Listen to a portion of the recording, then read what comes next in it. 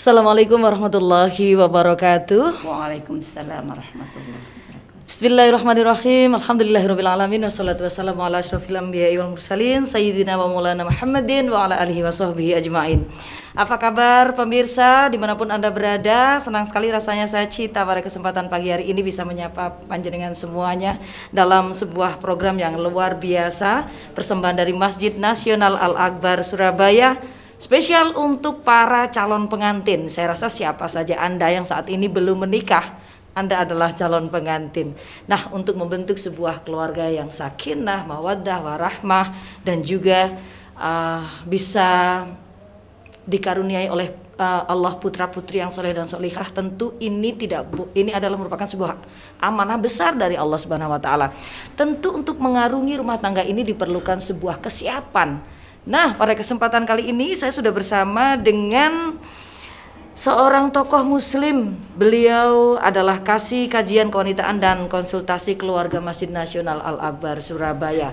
Bersama saya ada Ibunda Dr. Hajah Hasniah Hasan MSI. Assalamualaikum Bunda. Waalaikumsalam warahmatullahi wabarakatuh. Akhirnya saya bisa bertemu Bunda dalam satu frame yang luar biasa. Alhamdulillah. Bunda sehat? Amin ya rabbal alamin. Alhamdulillah selalu sehat. Dan ketika saya melihat Bunda Hasniah ini, hati rasanya adem, ayem, dan selalu memberikan kesejukan.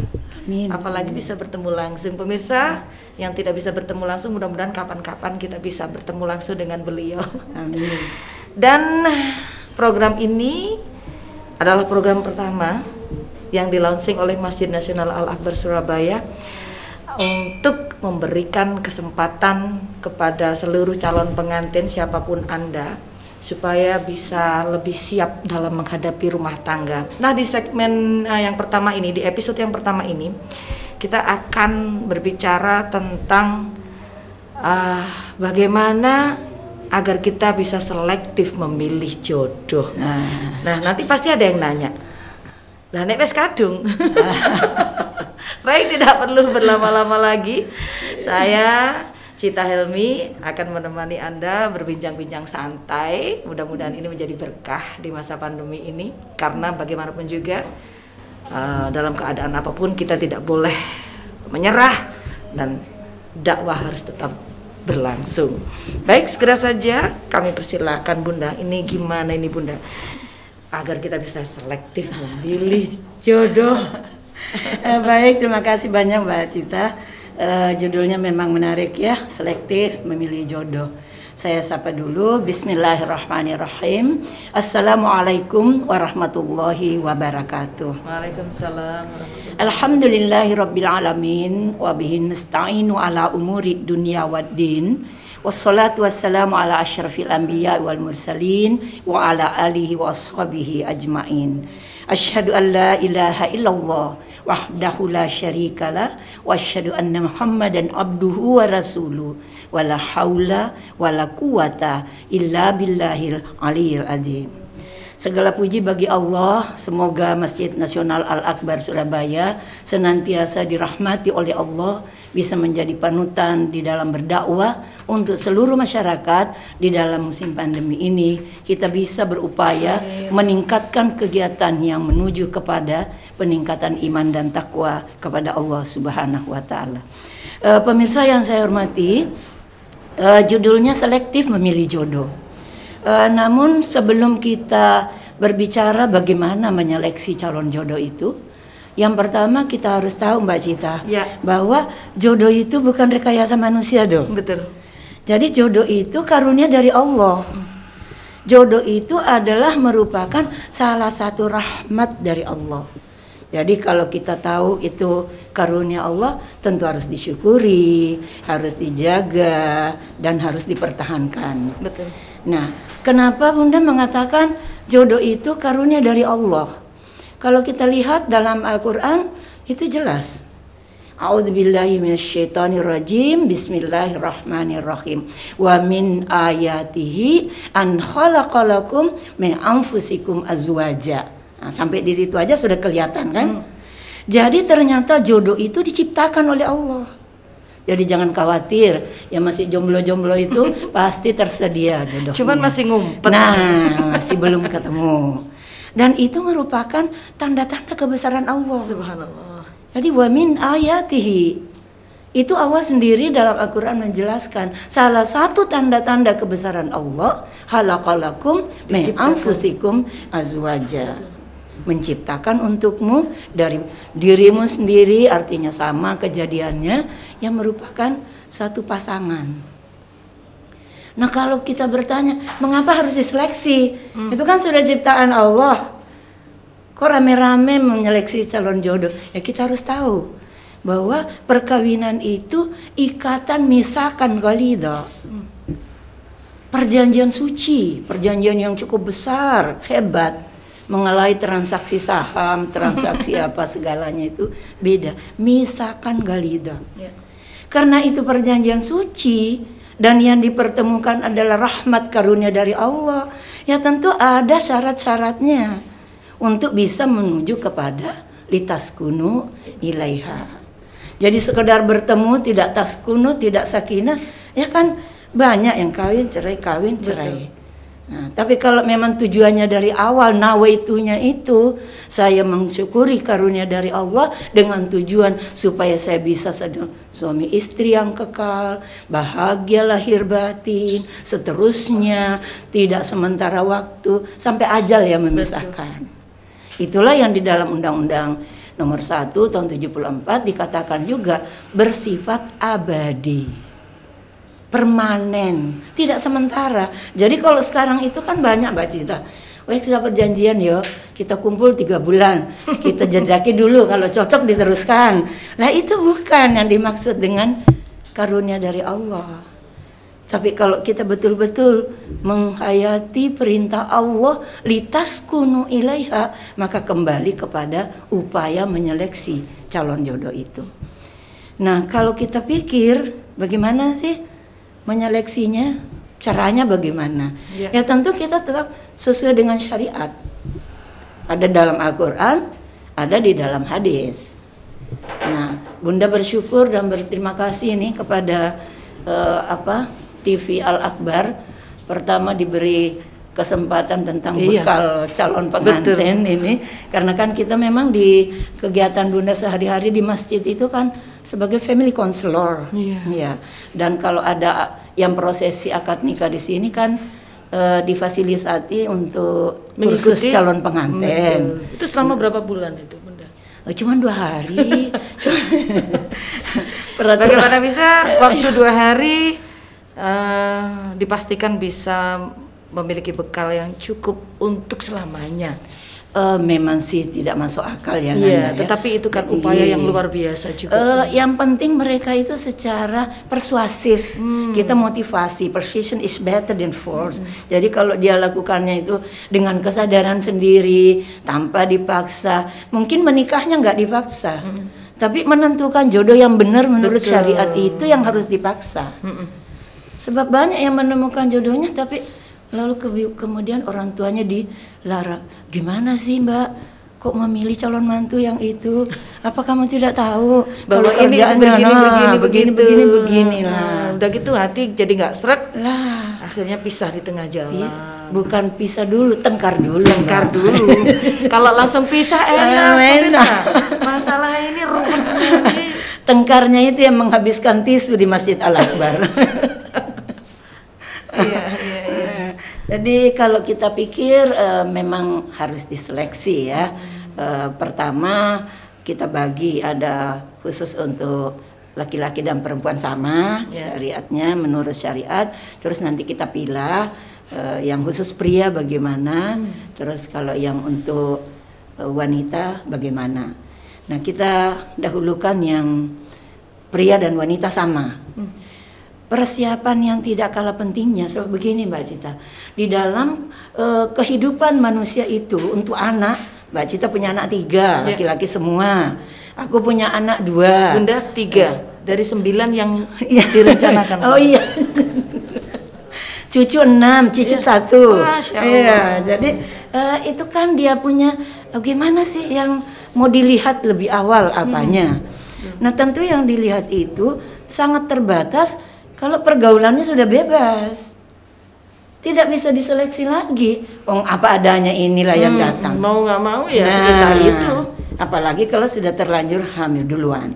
Naudzubillah min dzalik. Jadi kita awali bahwa kehidupan orang tua sebagai pemegang amanah dari Allah tentang anak itu mulai dari pranatal, usia bayi, usia dalam kandungan, usia remaja, usia sekolah, dewasa awal, dewasa madya, dewasa akhir. Nah, kalau sudah ketemu jodohnya, orang tua lulus melaksanakan amanah. Kalau pranatalnya ya mulai dari inilah, selektif memilih jodoh. Betul. Ini. Dengan selektif memilih jodoh, membimbing anak, tidak membiarkan bergaul dengan siapa saja yang tidak punya. Selektif juga dalam pergaulan. Iya, karena banyak ya Mbak ya, orang tuanya itu bagus. Keluarganya bagus. Begitu bergaul di luar itu ada pengaruh-pengaruh dan lain-lain. Kenapa? Karena Bunda melihat pengaruh dari luar itu lebih dominan sebenarnya daripada gesekan-gesekan yang ada dalam keluarga. Wong dia waktunya lebih banyak bersama temannya daripada orang tuanya. Mumpung dia berada ini pandemi, satu tidur di kamar atas, satu kamar di bawah, enggak ketemu juga. Jadi kalau butuh apa-apa WA. Nah, WA. Ya, benar. Apalagi masa pandemi ini Bunda. Sepertinya pertemuan yang memungkinkan laki-laki dan perempuan itu bisa saling tahu, saling mengenal ini juga dibatasi. Betul. Jadi kayaknya jomblo ini pada masa pandemi ini penderitaannya bertambah-tambah. Tapi ada lagi yang lebih include di dalam mencegah atau menghindari pergaulan bebas ini, memilih jodoh justru lewat media sosial. Lah, bagaimana caranya? Tidak pernah face to face, tidak pernah tatap muka, melihat body language, bagaimana dia bertutur kata, bagaimana dia bersikap. Kalau tidak pernah, yang manis-manis aja di dalam media sosial kelihatan ya. Yang bagus-bagus saja. Nah, postingannya, ini kayaknya kaya ini. Kenapa? Soalnya postingannya di sebelahnya mobil-mobil mewah di restoran-restoran, padahal lewat berada di showroom. Bisa jadi. Jadi itu namanya dunia tipu-tipu. Belum lagi kalau fotonya diedit dulu ya Nanda. Betul. Karena begini Bunda, zaman sekarang itu kalau perawatan ke dokter, perawatan skincare dan lain-lain nggak mempan, sudah nggak usah beli. Perawatannya pakai editan aja. Dan itu nanti akan bisa menimbulkan sesuatu yang pasti tidak tepat ya menurut syariat Islam, karena memang memilih jodoh ini ada beberapa tahap yang harus dilalui. Pertama mungkin kalau ketemu kan berta'aruf dulu begitu Bunda. Nah, makanya ada dalam istilah Islam itu ta'aruf. Kata Rasulullah, idhab fanzur. Pergi dulu melihatnya. Bagaimana sikapnya di rumah, bagaimana sikap orang tuanya, gimana komunikasi antar keluarga, bagaimana ibadahnya. Itu kan namanya. Tapi kalau sudah masuk di dalam komunitas pergaulan bebas, impossible. Sudah sangat tidak memungkinkan. Itu awal yang sudah buruk ya Bunda. Sesuatu yang baik mestinya keluarga yang seharusnya dibina dengan baik menurut syariat Islam jadi kacau karena awalnya sudah buruk. Masya Allah, ternyata memang tidak mudah ya. Betul. Jadi kalau Mbak Cita menyatakan bagaimana sih menyeleksinya, ya seleksi awalnya itu kita menjauh dari yang memang pengaruh buruk itu. Makanya kan kata Rasulullah, kalau mencari teman yang baik lah. Nih, para pemirsa perlu digarisbawahi, carilah teman yang baik. Karena teman yang baik adalah cerminan dirimu sendiri. Betul ya Bunda? Beberapa orang mengenali kita dari teman-teman kita. Siapa ini? Oh, temannya ini. Oh, padahal belum tentu baik, tapi karena bergaul dengan orang-orang yang baik, orang menilainya juga insya Allah baik. Tinggal kita harus memperbaiki diri terus. Saya tidak tahu itu apa pepatah atau apa. Katanya bergaul dengan tukang jual minyak wangi, mau tidak mau walaupun kita tidak beli minyak wanginya, kecipratan kan wanginya. Sebaliknya. Nah, ya itu yang mudah-mudahan tinggal bersama siapa kita bergaul. Kalau kita bergaul dengan orang penjual ikan, tentu kita juga ikut bau ikan. Artinya bahwa Itu nyata memang Bunda. Kalau kita bergaul dengan orang-orang yang baik, insya Allah kita juga akan menjadi orang yang baik begitu. Nah, setiap manusia kan ada need for affiliation ya, selalu ingin mengikuti yang ada di dekatnya. Nah, kalau yang di dekatnya itu orang yang mengarah kepada syariat, orang yang mengarah kepada aturan yang benar, kepada undang-undang positif dia taat, kepada keluarga dia juga berpartisipasi. Insya Allah calon jodoh yang ditemukan ya dari lingkungan calon jodoh yang baik. Betul. Nah, bagaimana kalau umpama dia tidak pernah melihat, satunya di Kalimantan Barat, satunya di Surabaya, setelah ketemu baru 1 hari 2 hari menikah, lah dia sudah loh kok begini? Loh kok begini? Nah, rumahmu kok begini ternyata, padahal postinganmu begini. Loh, kok kamu naiknya mobilnya ini, padahal kan yang kamu posting mobil-mobil mewah. Itulah dunia tipu-tipu. Masya Allah. Itu masih dari segi fisik ya, belum yang lain-lain. Belum yang lain. Kemudian ini Bunda, kalau untuk memilih pasangan yang tepat, ini kan tentu campur tangan Allah lebih banyak. Lalu apa yang harus dilakukan agar kita ini menghindari maksiat, tetap taat kepada syariat, tetapi kita bisa selamat? Bang Gus, pertanyaan Mbak Cita itu, jadi dari awal kita mencoba membatasi pergaulan yang tidak berdampak positif, kita cari benar-benar teman yang bisa kita mencontoh yang baik, sehingga kalau ketemu jodohnya di situ tentu lahir dari komunitas yang baik. Nah, yang kedua, kita tidak boleh sombong. Kita sabar menunggu apakah ini memang karunia Allah untukku, atau aku masih cuma karena main-main mata, atau cuma karena kenal biasa. Itulah gunanya ada doa, Mbak. Betul. Kalau kita lihat itu di dalam Al-Quran ya, kita selalu bilang Rabbana hablana min azwajina wa dzurriyyatina qurrata a'yun. Nah, Mbak Cita, hablana min azwajina dan seterusnya. Wah, enak sekali suaranya Mbak Nanda ini. Jadi benar kalau kita sudah berada di lingkungan yang baik, dapatlah calon di situ ya. Kan banyak tuh permata-permata di situ. Betul. Banyak mutiara-mutiara. Nah, kita memohon kepada Allah, ya Allah, di antara yang ada itu semua, yang mana yang Kau karuniakan kepadaku? Dekatkanlah ya Allah. Nah, tetapi gitu. ternyata dia sudah milik teman saya ya Allah. Maka pisahkanlah ya Allah agar bisa mendekat kepadaku ya Allah. Itu tahap ketiga, tahapan ketiga melalui sholat istikharah. Saya sekarang mikir Bunda, berarti saya pernah mengalami tahap-tahapan itu ya? Iya pernah lah Mbak Cita, saya tahu.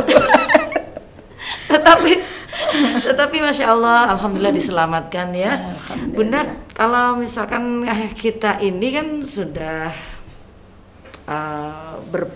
berusaha semaksimal mungkin, tapi belum datang juga si jodoh ini. Kalau itu tadi kan mungkin kita bisa introspeksi. Betul. Orang tuanya juga mungkin kita tanya-tanya lah, apakah pernah sering menolak. Nah, orang tua kalau sering menolak, kata Rasulullah, itu timbul fitnah nanti. Kalau sudah ada yang datang menyatakan jodoh minta pada anaknya, lalu tidak ada alasan yang tepat menurut syar'i, ditolak begitu saja, pilih-pilih kayak pilih apa, nah, itu nanti fitnah. Fitnah artinya ujian untuk kita. Dicoba sampai sejauh mana dia butuh kepada pertolongan Allah untuk menemukan jodoh itu. Dan kebanyakan juga klien yang saya hadapi itu rata-rata yang 36, ada yang sampai 40 tahun belum menikah. Itu awalnya memang benar seperti itu. Seleksi jodohnya itu kriteria terlalu tinggi kriterianya tidak bisa disesuaikan. Kan kita harus balance antara yang kita miliki dengan yang akan datang. Give more. Nah, ya kan, kita harus lebih banyak memberi. Kalau kita sendiri pas-pasan, terus yang dicari yang itu kan penjoloknya tuh nggak nyampe, penjolok jambunya nggak nyampe, nah kalau itu buahnya nggak nyampe. Saya sering terjadi. Saya lama tidak mendengar kata-kata jolok, menjolok jambu. Itu pelajaran SD dulu, menjolok jambu. Iya benar. Jadi kalau buahnya itu sering terjadi, muncul stereotipe di masyarakat. Stereotipe maksudnya itu ada pelabelan kepada keluarga itu. Ojo deket-deket. Wis gak usah itu. Wis Percuma timbangannya. Percuma lah. Timbang ditolak gitu Iya, Bunda ya. Wis gak usah. Lewatin yang lain saja. Yang lain dunia lo tidak selebar daun kelor. Akhirnya gitu, nunggu juga sampai 45 tahun. Iya. Tetapi memang beberapa pengalaman teman-teman juga. Jangan pengalaman pribadi Anda ya. Pengalaman pribadi maksudnya teman Bunda, teman yang mungkin sharing gitu ya. Di usianya yang mestinya sudah menikah. Itu memang kadang-kadang kalau saya perhatikan itu memang kadang-kadang ini ya, tidak semuanya. Itu memang belum selesai dengan dirinya. Mungkin masih egoisnya terlalu tinggi. Kurang ini juga banyak sekali faktor, Masya Allah. Mudah-mudahan ini ya jomblo, halo. Kita lanjutkan ya Bunda, masih ada yang mau disampaikan lagi ini terkait bagaimana memilih jodoh. Iya. Yang tepat, memilih pasangan. Pasangan. Nah kalau yang tidak kalah pentingnya ya, nomor 1 sesudah selektif keluarganya, sudah kita mohon kepada Allah, lihat imannya. Oh iya Bunda, saya jadi ingat dalam Al-Quran itu kan saya pernah mendengar dijelaskan oleh seorang ustadz itu bahwa jodoh yang perempuan yang baik untuk laki-laki yang baik itu memang betul ya Bunda. Betul. Bagaimana itu Bunda? Dan selalu Al-Quran itu kan menggandengkan. Kita lihat aja contoh ya Mbak Cita ya, dalam surat Al-Baqarah ayat 221 itu, itu bukan hanya perempuan saja, jangan nikahi perempuan yang tidak beriman, tapi laki-laki juga jangan nikahkan laki-laki yang tidak beriman. La tungkihu, jangan kau nikahkan. Jadi orang tua perempuan itu juga berhak menolak. Kalau memang bahkan dijelaskan di situ, seandainya yang datang itu hamba sahaya yang lebih jelek daripada ini tadi, menakjubkan ya, sangat wes jangan dipilih cuma menakjubkan secara fisik, secara tapi materi. tidak beriman. Nah, tidak beriman. Iman nomor 1. Ya. Kata Profesor Quraish Shihab, kalau kamu dahulukan iman, maka pernikahanmu itu berlandaskan iman dan takwa kepada Allah. Jadi selektif memilih jodoh itu, ini tahap yang ketiga. Makanya ya ini, Masya Allah, sesuatu yang benar-benar harus dipersiapkan karena ini terkait dengan perjanjian yang kokoh. Misalkan kali ya, betul. Dan pertanggungjawabannya ini dunia akhirat. Begitu ya Bunda. Iya. 1 tadi minta kepada Allah, memilih jodohnya dengan lingkungan yang baik, kemudian meminta kepada Allah, jauhi pergaulan bebas, mohon kepada Allah, bagaimanapun itu karunia dari Allah. Kemudian yang ketiga, kita benar-benar mencoba menyeleksi dengan kacamata iman. Betul. Jadi kalau itu sudah oke, nanti ada lagi 4 kriteria yang apa itu Bunda? tapi Disampaikan ini ditunggu para jomblo ini, jomblowan dan jomblowati. Tapi sebelum itu yang kelima, nah, yang keempat ada yang lebih penting Mbak Cita, yaitu antum libasul lahunna, hunna libasul lakum. Nah, ini dia. Jadi kalau laki-laki mencari jodoh, mencari calon istri yang bisa berperan sebagai pakaian yang cantik. Betul. Inner beauty, outer beauty. Nah, ya kan? Laki-laki saya pernah mendengar begini Bunda, perempuan, istri itu cerminan suami. Nah, memang ada benarnya ya Bunda? Iya benar sekali. Jadi kalau ada istri cantik, terawat, rapi, itu berarti sopan, karena sopan, etikanya bagus, pintar membelanjakan uang. Ya, itu berarti cerminan laki-laki yang bisa memberikan pendidikan yang baik kepada suaminya. Baik Bunda, untuk paparannya mungkin akan kita lanjutkan. Siapa tahu nanti ada pertanyaan yang sekaligus bisa menjadi paparan yang akan disampaikan oleh Bunda Hasniah. Kita akan melibatkan para pemirsa yang ada di rumah dimanapun Anda berada untuk berinteraksi bersama kami. Silakan, akan ada pertanyaan, ditunggu. Nah, sambil menunggu pertanyaan, kembali kepada Bunda Hasniah. Bunda, selama ini kasus yang paling banyak ditemui, maksudnya pertanyaan yang paling banyak Bunda jumpai pada saat memberikan konseling di Masjid Al-Akbar itu apa Bunda? Rata-rata perlu saya ungkapkan dulu Mbak Cita. Mulai 2017 bahkan 2016 sampai dengan 2020 itu kita perlu prihatin sebagai kaum ibu. Kenapa Bunda? Kenapa? Karena contoh soal di Jawa Timur terjadi perceraian umpama 92.000 satu tahun. Itu lebih banyak yang cerai gugat daripada cerai talak. Artinya perempuan yang menggugat Iya. suami. Jadi kalau di dalam kompilasi hukum Islam itu, kalau yang berinisiatif mengajukan gugatan cerai, itu namanya cerai gugat. Amar talaknya itu loh, bunyinya cerai gugat. Tapi kalau yang laki-laki proaktif, itu namanya yang mengajukan permohonan, yang cari lawyer dan sebagainya, ngurusin pokoknya ngurusin menceraikan istrinya. Nah, menceraikan itu kalau hakim sudah mengizinkan untuk mengucapkan amar talak, maka itu nama produk itu namanya cerai talak. Cerai talak. Tapi Bukan yang ini yang terjadi 90%, 92%, 92.000 60 banding 40%. lebih besar. Iya. Gugat cerai. Artinya ada apa dengan perempuan? Apa yang sedang terjadi dengan para perempuan di Indonesia atau di Jawa Timur tuh Bunda? Jawa Timur di lah. Jawa Timur. Se-Indonesia lah. Insya Allah. Ya, artinya secara umum bahwa gugat cerai itu lebih banyak terjadi daripada perceraian itu sendiri. Nah, kalau kita bertanya kira-kira because motifnya apa? Ya itu tadi, kembali lagi kepada iman itu tidak terseleksi. Jadi menerima jodoh atau menentukan jodohnya tidak dinomorsatukan. Imannya itu tadi. Iya itu tadi. Jadi bekal iman itu yang paling penting di antara segalanya. Karena memang jodoh itu boleh dipilih, kecantikannya, pilihan apa saja Bunda, boleh tahu? Hartanya, kecantikan atau gantengnya, keturunannya, tapi yang terakhir lidiniha, karena agamanya. Lalu Rasulullah menambahkan fadfar bidzatid-din, utamakan yang mempunyai penghayatan, pemahaman dan pengamalan agama. Nah, intinya bahwa agama tetap nomor satu. Karena dengan itu nanti bisa menjaga keutuhan keluarga.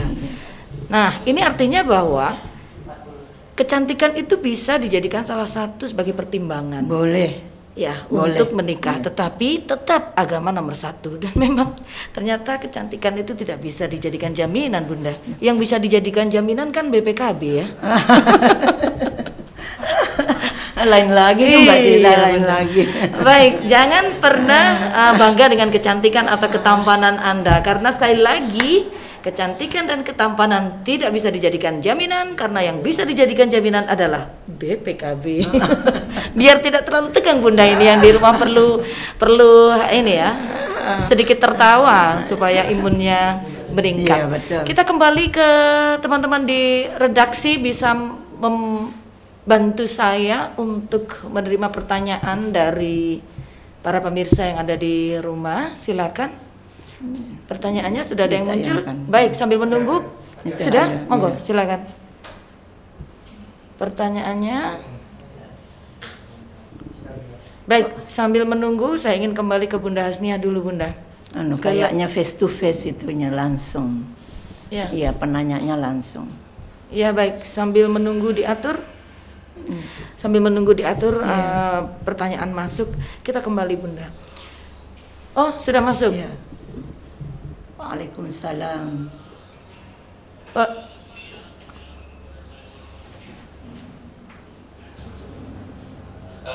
Iya, halo. Assalamualaikum. Waalaikumsalam warahmatullahi. Jadi gini Bunda Hasniah, ada pasangan yang sudah sepakat ya, seiman, pilihannya sendiri, antar keluarga sudah cocok, kemudian menikah, terus berjalan beberapa tahun, tapi ternyata landas juga. Lantas apa ya penyebabnya yang seperti ini? Ya perlu diketahui yang satu pasangan ini yang satunya pergi ke luar negeri karena mencari ekonomi yang lebih. Mohon Bunda Hasniah untuk penjelasannya. terima kasih. Assalamualaikum warahmatullahi wabarakatuh. Waalaikumsalam warahmatullahi wabarakatuh. Waalaikumsalam warahmatullahi wabarakatuh. Gimana Mbak Cita? Monggo langsung Bunda dijawab. Oh Bunda. begitu. Pertanyaannya tadi kan pertemuan pertama ini judul kita masih berkisar selektif memilih jodoh. Kalau yang ditanya siapa namanya Mas tadi itu? Mas Usman. Pak Kusman? Ahmad Ahmad Masud. Ahmad Masud, Pak Muhammad Masud itu kan sudah tahapan berikutnya ya. Dia sudah cocok agamanya, sudah selektif Keluarganya, memilih jodoh, sudah restu keluarga kedua belah pihak. Ternyata setelah menikah hancur juga karena salah Kandas satu juga. pergi ke luar negeri. Betul, Begini mencari Anda. ekonomi. Tahapan sesudah menikah itu masih banyak pelajarannya. Antara lain mungkin yang cocok ini saya dari itu mungkin yang cocok jawabannya di dalam kehidupan berumah tangga itu ada yang disebut dengan hubbul madah, ada yang disebut dengan hubbul istito, ada yang disebut dengan hubbul hurriyah, ada yang disebut dengan hubbul riyasah, ada yang disebut dengan hubbul ijtimaiyah. Nah yang terakhir baru hubbul mal. Nah kalau ada pasangan suami istri entah sepakat atau tidak, satunya pergi ke luar negeri dapat fulus yang banyak tapi akhirnya berantakan, yang hilang itu hubbul jami, kebersamaannya yang hilang. Contoh saja ya, ada istri bilang tahu, saya transfer ke kamu 50 juta 1 bulan, tapi aku nggak pulang 10 tahun. Kira-kira bagaimana itu Mbak Cita? Nah, kebersamaannya yang hilang kan. Nah sama dengan yang ditanyakan oleh Pak Masudi ini. Kebersamaan itu penting. Bahkan Rasulullah mengatakan, basyiru wala tunafiru.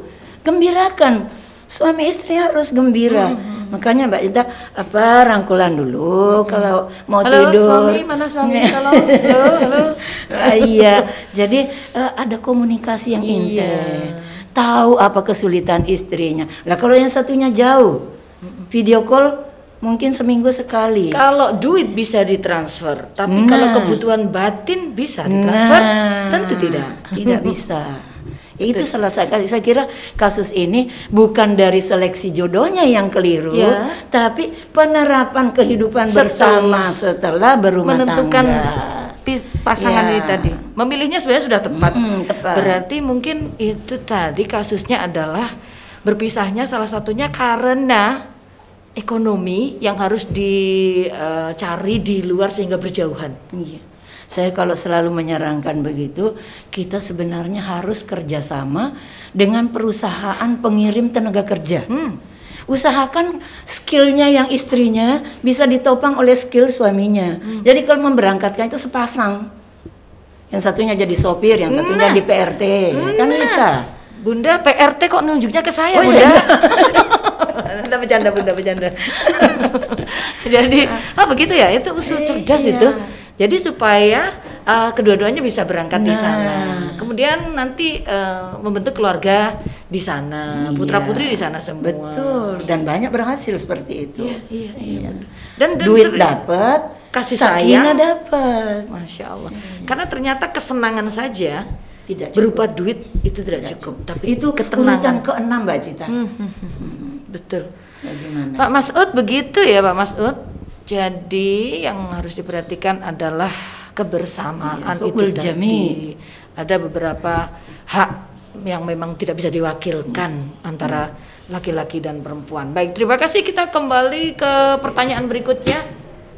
Kita ke pertanyaan berikutnya. Assalamualaikum, saya Dia dari Gresik. Bagaimana melihat serta tahu seorang laki-laki itu agamanya baik? Iya. Ini bagus pertanyaannya. Bagaimana kita tahu seseorang itu, laki-laki itu, kalau perempuan ya laki-laki, kalau laki-laki ya perempuan itu memiliki keagamaan yang baik. Mungkin karena kita tidak pacaran, tidak berhubungan lama, tidak pernah ketemu, itu caranya biar tahu tuh seperti apa. Mbak Dia, terima kasih pertanyaannya baik sekali. Itulah gunanya kita ada tenggang waktu. Nah tadi kita sudah komentari dengan Mbak Cita, cuma lewat media sosial dipamerkan pajeronya, terus rumahnya, padahal rumahnya orang lain. Wah makanannya enak-enak. Iya. Ini walaupun tampan tidak ada, tapi ya sudah dimaafkan aja lah karena kalah dengan kekayaannya. Iya, karena sudah mapan kan. Iya. Tapi bukan itu yang jadi masalah. Iya. Kalau memang mau melihat, jangan lewat kata-kata saja. Kalau saya tanya, Mas rajin sholat tahajud? Iya, ya saya pasti, banget, pasti dong. Atau yang mertuanya, calon mertuanya, Dok, kamu sudah rajin sholat duha, sudah tidak bolong-bolong sholat fardunya. Oh iya Bu, nah tapi itu kan kata-kata. Nah, untuk mengetahui, ya kita bisa tanya tetangganya, kita bisa tanya orang tuanya, betul. Atau sesekali kalau saya tapi ini guyon ya Mbak Cita ya. Saya ajarkan gini, Mbak, kalau sudah punya calon yang mantep di hati, sudah cocok itunya, undang ke rumah malam minggu. Tapi jangan jam 7 malam datangnya, sebelum jam maghrib. 5 sebelum maghrib. Nah, itu yang diteskan ibu saya kepada suami saya dulu, Bunda. Beneran saya ingat itu. Buka rahasia ini Mbak Cita. Iya ya. Jadi sebelum adzan, Saya persilakan baru ingat. orang rumah semua ke masjid. Ya. Nah, suruh ke semua. Jangan pergi ya. Begitu adzan terdengar, Apa yang dilakukan? Nah, Nanda ya, minta tolong ngimami ya. Ini soalnya sudah masuk waktu maghrib. Dredeg kan? Nah iya. Kalau dia sudah bilang Bismillahirrahmanirrahim, jangan diputus jodohnya, tapi dipersilakan ke Masjid Al-Akbar kursus dulu. Sip. Gitu. Nanti disuruh ngimami, kalau tahu dari mana bisa ngaji apa enggak ya. Jangan sampai nanti baca Fatihah, Al-Fatihah keliru Al-Baqarah. Teman-teman, keren banget ini orang. Habis Fatihah yang dibaca Al-Baqarah malah sholatnya lama banget. Oh, berarti ini keren. Kalau sholatnya bisa dilaksanakan seperti itu, kalau cuma pura-pura saja. Itulah Bunda. Jadi bener ya, tidak hanya sholat saja, tapi disuruh ngimami. Karena kalau datangnya diundangnya itu siang kan tidak bisa punya alasan untuk bisa tes makhrajnya gimana. Ini Masya Allah. Apalagi Bunda ya. Sekarang saya bayangkan, pastilah beberapa orang tua yang punya pondok pesantren, punya yayasan pendidikan kan tentu harus memilih mantu yang pas. Betul. Mantu yang bisa. Kalau bisa alumni dari Yaman atau dari Kairo. Gitu. Ada pertanyaan Mbak Cita? Baik, kembali ke pertanyaan Bunda Hasnia. Saya Sofiatul dari Surabaya. Mau bertanya, saya hendak dikhidbah oleh calon saya. Namun, saya masih merasa canggung dengan calon mertua saya. Terkadang saya merasa calon mertua saya belum menyukai saya, sehingga kadang saya merasa ragu. Apakah calon saya adalah jodoh saya? Bagaimana ya Bunda? Terima kasih Pak. Ini baper dia sama calon mertuanya. Lah, tapi benar Mbak Sofia itu perlu dipertimbangkan. Jangan sampai setelah menikah intervensi mertua dominan. Betul. Nah, itu juga langkah-langkah keretakan rumah tangga kalau seperti itu. Betul Bunda. Makanya itu kan Rasulullah mengatakan antarodin minkum. Reda sama reda, salah satu syarat untuk reda, tahu dulu orang tuanya merestui apa enggak, apa terpaksa apa tidak. Tapi kalau dia sudah suka sama suka, dikenalkan orang tua sama orang tua, tidak bisa dilakukan, bisa lewat orang lain. Betul. Kayak Khadijah untuk menyampaikan bukan Khadijah. Nah, asistennya gitu. siapa Bunda lupa? Siapa sih namanya itu? Siapa yang lali? Sumaiyah. Tuh. Baik. Oh ya. Bagaimana caranya kita bisa pandai-pandai lah mencari waktu. Tapi saya pikir kalau si calon itu bertanggung jawab dalam pengertian betul-betul dia cinta mati sama itu, dia kan harus memfasilitasi calon istrinya itu supaya bisa dekat, komunikatif dengan orang tuanya. Betul. Dia merayu dulu ibunya, dia sampaikan kebaikan-kebaikan calon istrinya, lalu dikenalkan. Saya kira bisa lah diatur. Kadang-kadang memang begitu Bunda. Anak sama anak, laki-laki sama perempuan sudah cocok, ternyata orang tuanya nggak suka. Dan itu tidak boleh dilabrak loh Mbak. Karena kalau itu labrak saya. Ya yang kawin kan aku, yang menikah kan aku, peduli amat sama orang Bisa tua. kawin sambil lari dia. Tidak Dan bisa. lebih berbahaya. Lebih berbahaya. Jadi semuanya bisa dikomunikasikan. Baik, gitu ya Mbak.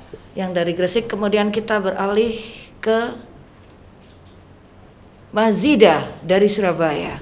Beberapa waktu yang lalu saya berikhtiar untuk mencari bantuan mencari jodoh melalui perantara seperti biro jodoh. Dan berbayar. Bukan aplikasi, tapi bukan aplikasi Bunda.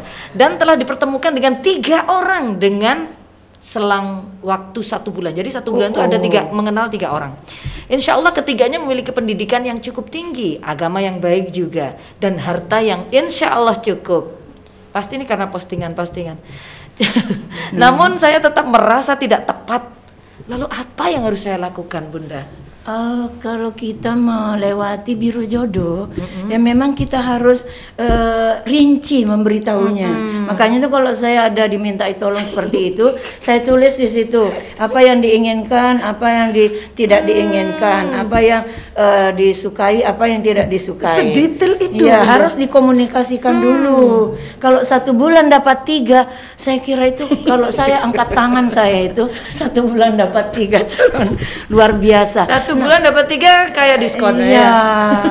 Jangan sampai itu sudah punya komunitas tertentu yang kadang-kadang yang sering saya temukan itu mereka mencarikan jodoh yang ada istrinya juga masuk, yang tergantung perkawinan tergantung juga masuk, yang suka pekerjaan yang tidak diridhoi Allah juga masuk, semua sembarang. Tapi saya tidak buruk sangka. Cuma saya perlu ingatkan bahwa kalau melewati biro seperti itu memang kita harus rinci. Kalau perlu ada perjanjian pranikah. Saya punya begini, saya punya berarti Bunda ini pernah ya? Iya, klien saya ada yang banyak klien yang pernah lewat biro jodoh seperti itu. Biro jodoh itu, tapi kita arahkan ditulis yang jelas, tanda tangan di atas kertas bermaterai. Karena memang berbayar ya Bunda. Iya. Ada banyak cara orang untuk mencari rezeki, salah satunya adalah mempertemukan satu sama lain. Tapi ini dalam 1 bulan 3 orang. Kalau Bunda sih nggak bayar. Oh iya Bunda, spesial untuk Bunda tidak bayar karena memang Masya Allah sudah. Baik, kita kembali ke pertanyaan lagi dan saya sudah menemukan satu pertanyaan. Assalamualaikum, waalaikumsalam warahmatullahi wabarakatuh. Saya Imro'atus Iim dari Sidoarjo mau nanya, lebih baik mana, nikah muda atau nikah tua? Kriterianya nikah muda berapa, nikah tua berapa. Sama-sama ada baiknya, sama-sama ada tidak baiknya. Yang penting kalau persyaratan sudah dimiliki untuk menikah, tidak ada penyakit, sehat, sudah pendidikan sudah oke, pekerjaan juga sudah ada, sudah reda sama reda, walaupun usianya belum terlalu tua ya sah-sah saja. Iya, dulu kan ada undang-undang minimal 19 berapa? Yang laki-laki, 21 yang perempuan. 19 terbalik, 21 yang laki-laki, 19 itu yang minimal. perempuan. Minimal. Oh, iya. Jadi maksudnya apa? Secara fisik juga itu dia matang. Tapi kalau tua nggak ada batasnya ya Bunda? Oh kalau tua sih kalau dia duda ya bisa 50 tahun. Bahkan ada kemarin ada yang 60 tahun Bunda. Ada 70 Mbak. Datang ke sini mau bercerai lagi. Iya sudah 72 tahun mau cerai ya gitu. Duda lawan janda. Terus gimana Bunda ngadepinnya gitu Bunda? Iya. Enggak digantung. Pak, Bapak sudah ada calonnya sudah Bu. Masih perawan ini. Nah. Apa kira-kira nyambung ya? Iya. Tetapi kalau jodoh siapa tahu semua Allah yang nentukan ya Bunda. Subhanallah. Iya. Berarti untuk batasan nikah muda dengan undang-undang ini adalah yang perempuan usia minimal 19 tahun, yang kemudian laki-laki, untuk laki-laki berusia 21 tahun. Minimal ya. Halo minimal. Terus kalau untuk tua mau berapa saja silakan. Saya tambahkan dulu Mbak Cita. Iya, seandainya ada anak kasuistis ini belum 21 tahun, belum 19 tahun, tapi sudah urgen untuk dinikahkan, ada fasilitas di kantor urusan agama untuk membuat pernyataan bahwa ini memang sudah sangat membutuhkan, sudah sangat diharapkan. Contohnya yang kayak gimana? Contohnya tuh, Bunda? umpama dia mau sama-sama ke luar negeri ke sekolah, yang satunya masuk 18 umpama Untuk tamat menghindari SMA, maksiat. Iya. Betul. Kalau itu yang dikatakan bisa dilakukan dahulu, atau juga kadang nikah yang hamil itu juga besar. Gak apa-apa Bunda, jangan dikecilkan volumenya. Kenapa tadi? Karena ini menarik. Yang Ada juga yang urgent harus segera dinikahkan. Kalau sudah hamil. Kalau sudah hamil, Ya, bagaimana? bagaimana? Nanti statusnya nanti tidak bisa dapat surat keterangan lahir. Masya Ya Allah. kan, Dispendu tidak mau memberikan seorang anak keterangan lahir kalau tidak ada buku nikahnya. Baik, perlu kami sampaikan kepada seluruh pemirsa. Jadi kenapa pada pagi hari ini kita berbicara tentang bagaimana selektif dalam memilih pasangan? Karena pernikahan ini akan menjadi titik awal dan titik balik segala sesuatu yang akan terjadi yang penting-penting seterusnya. dalam hidup kita. Untuk seterusnya. Untuk pernikahan, Ya. kemudian untuk perwalian itu, kemudian untuk termasuk waris juga. Betul. Masya Waris Allah. apalagi. Jangan sampai kita terjebak dan kita tidak tahu masalah ini dan kita tidak mau belajar. Mudah-mudahan Masjid Nasional Al-Akbar Surabaya dengan memfasilitasi program ini bisa menjadikan manfaat bagi kita semuanya, terutama bagi para calon pengantin. Baik, Bunda. Kalau pertanyaannya masih ada? Baik. Kembali Bunda, masih ada pertanyaan, mohon bersabar Bunda. Saya Laila. Saya pernah mendengar nasihat, saya lupa dari mana, dari imam siapa, jika ada dua pilihan, salah satunya kita tertarik, maka sebaiknya kita pilih yang satunya lagi. Yang kita tidak tertarik. Justru kita harus memilih yang tidak tertarik.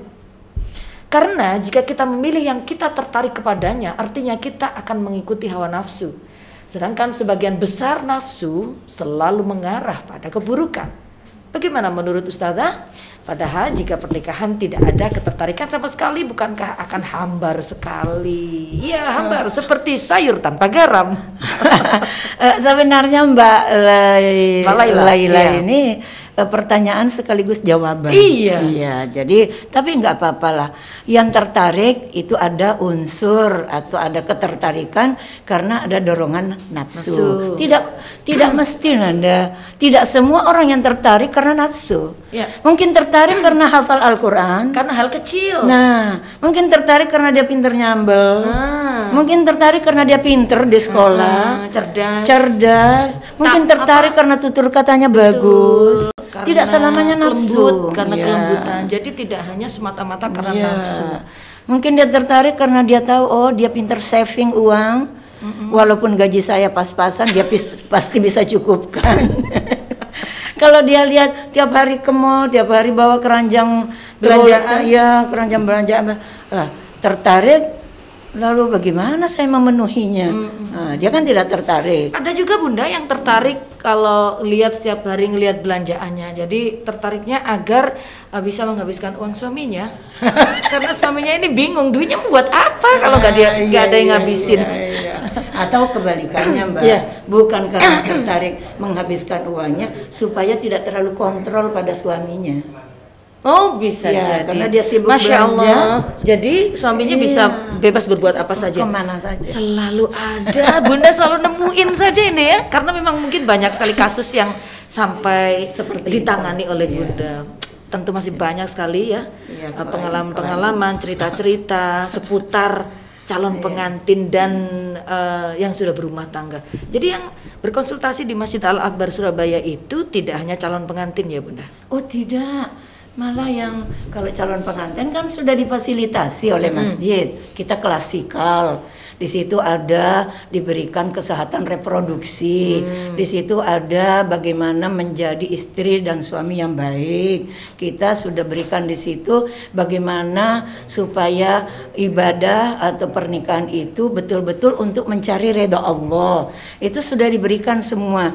Tapi kalau yang lainnya ini yang bukan pranikah, mulai dari yang tidak bisa beli sandal jepit Sampai jadi pengusaha. Iya, pengusaha.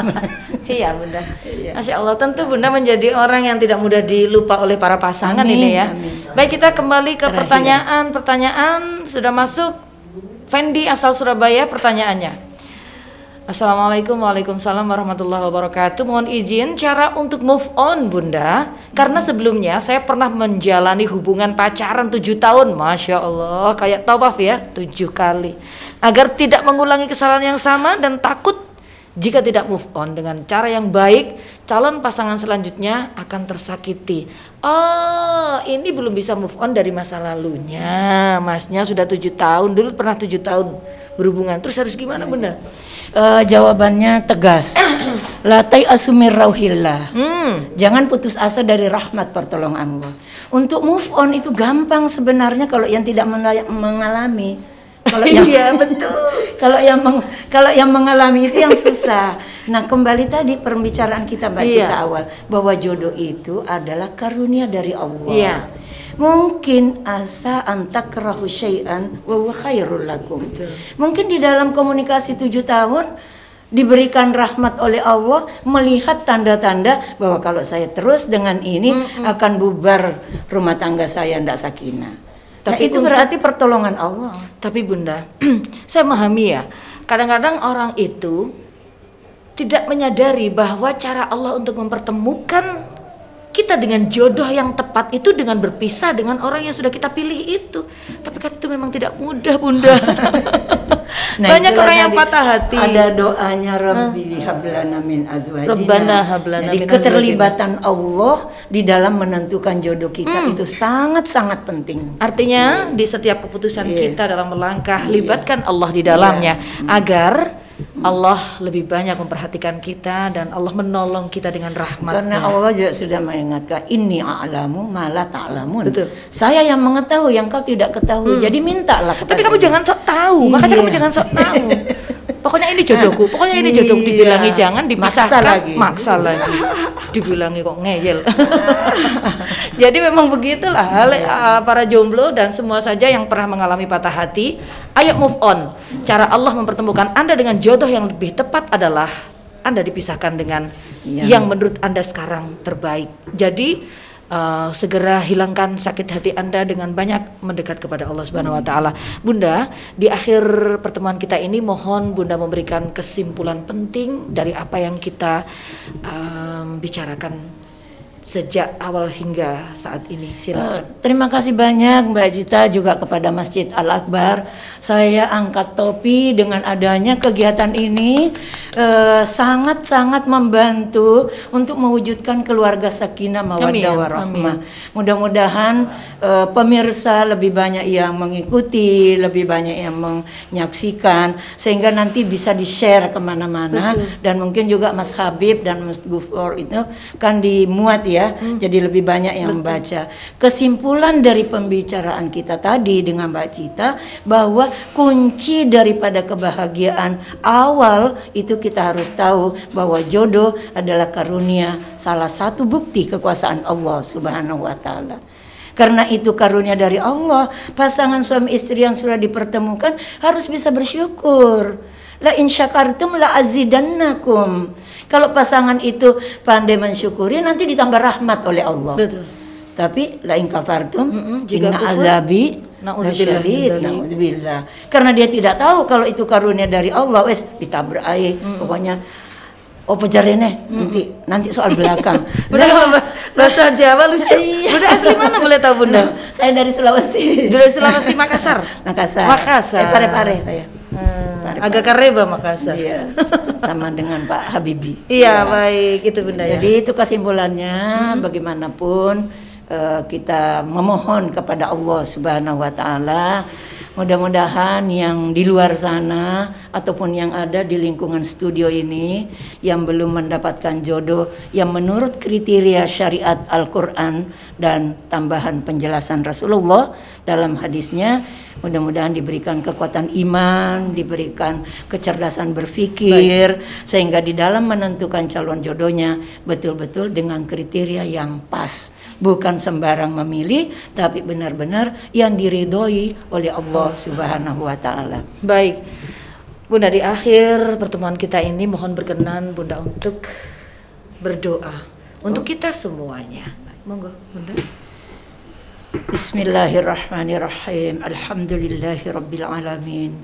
Alladzi nahmaduhu wa nasta'inuhu wa nastaghfiruh wa na'udzu billahi min shururi anfusina wa sayyiati a'malina. May yahdihillahu fala mudilla lahu wa may yudlilhu fala hadiya lahu.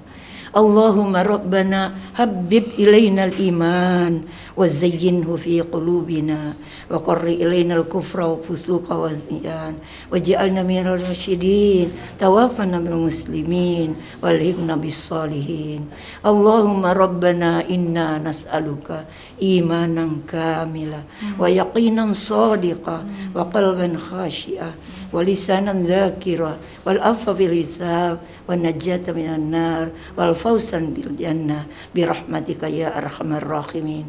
Allahumma rabbana arinal haqqa haqqan warzuqna ittiba'ah. Allahumma rabbana arinal batila batila warzuqna tinaba. Rabbana atina fid dunya hasanah wa fil akhirati hasanah wa qina adzaban nar wa dakhilnal jannata ma'al abrar ya aziz ya ghaffar ya rabbal alamin. Subhana rabbika rabbil izzati amma yasifun wa salamun alal mursalin alhamdulillahi rabbil alamin. Amin ya rabbal alamin. Assalamualaikum warahmatullahi wabarakatuh. Waalaikumsalam warahmatullahi wabarakatuh. Baik pemirsa dimanapun Anda berada, inilah akhir dari perjumpaan kita pada kesempatan kali ini di webinar Bekal Calon Pengantin dalam tema selektif memilih jodoh bersama Ibunda Hajah Dr. Hasniah Hasan MSI. Beliau adalah Kasih Kajian Kewanitaan dan Konsultasi Keluarga Masjid Nasional Al-Akbar Surabaya. Nantikan selalu kami, karena kami akan hadir nanti pada episode berikutnya, tepatnya di tanggal 13 Maret 2021. Saya Cita Helmi undur diri, terima kasih atas kebersamaannya, terima kasih yang sudah bergabung. Mudah-mudahan tayangan kami bermanfaat. Wallahumma fiqillah kumitariku. Assalamualaikum warahmatullahi wabarakatuh. Waalaikumsalam warahmatullahi wabarakatuh.